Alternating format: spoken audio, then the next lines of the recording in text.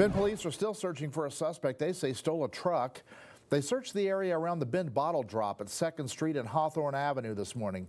Officers on the scene told News Channel 21 they were responding to a report of a stolen vehicle. They say the suspect they contacted ran toward what used to be Monkey Wrench Auto Services. Police say they have not found the suspect, but they've recovered the truck. We're awaiting more details. We're also learning more tonight about the fatal crash of a business jet on the Warm Springs Indian Reservation. It's a story News Channel 21 first broke Saturday. The remains of at least 2 people have now been recovered at the site in the Mutton Mountains area. Officials are working to confirm names and notify families. Federal investigators tell us the twin-engine Cessna crashed on a flight from Troutdale to Boise. We also just learned the plane's cockpit voice recorder has been recovered and will be sent to the National Transportation Safety Board in Washington, D.C. The wreckage will also be moved to a secure location. There are 939 new confirmed COVID-19 cases in Oregon and 10 more deaths. Deschutes County has 38 new cases. Crook County has 1 more. Jefferson County has 5 new cases.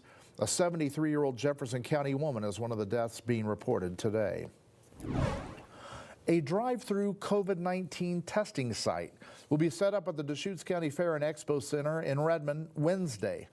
Testing hours are between 11 a.m. and 2 p.m. The test is free and you do not need to have symptoms to get one, but you must have an appointment before you show up.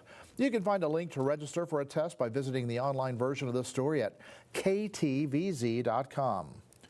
Tonight we're asking if you'd take advantage of a COVID-19 test if it were free. To weigh in, head over to our web poll on the ktvz.com homepage. A gymnastics academy here in Bend is asking for your help tonight to stay open. Jordan Williams has the details. For close to 23 years, this is what the Central Oregon Gymnastics Academy in Northeast Bend has looked like. Kids learning new techniques, making new friends, and competing.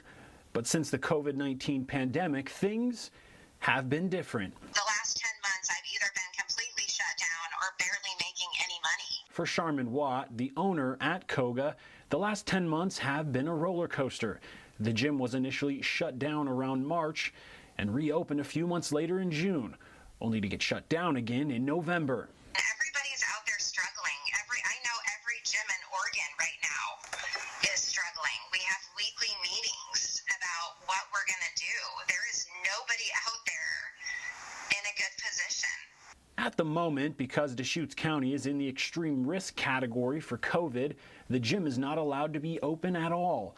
The last time the gym was open, it needed to be at 25% capacity, which Watts says would not allow her to break even. The academy would also need 35 square feet in between each student, something Watts says is harder than it sounds. They don't have body awareness of who's near them. You tell them to get away from one kid and they bounce to the next kid.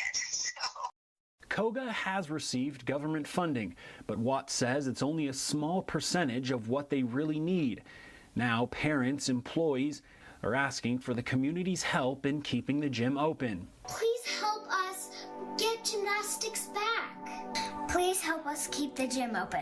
Help save our gym! Hoping to get those flips in one more time.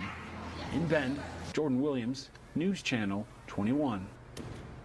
And you can find information on how to help with this story on our website, ktvz.com.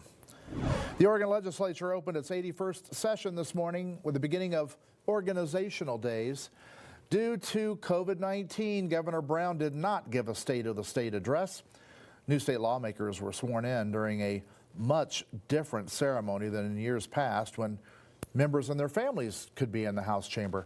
The members of the legislature discussed public access during the pandemic and Capitol safety following last week's events in Washington, D.C. The gravity and intensity of all of these moments and all these events really require us to serve this body and our state with as much gratitude, authenticity, vision, and perseverance that we can muster.